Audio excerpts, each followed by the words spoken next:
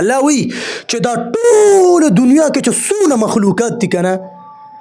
دی زما بس لګي سارو ما هم لګي او زما چې حمد او ثنا وي او بس زما بړای بیانې یاد ساته چې زما په بړای کې ذره برابر چې دی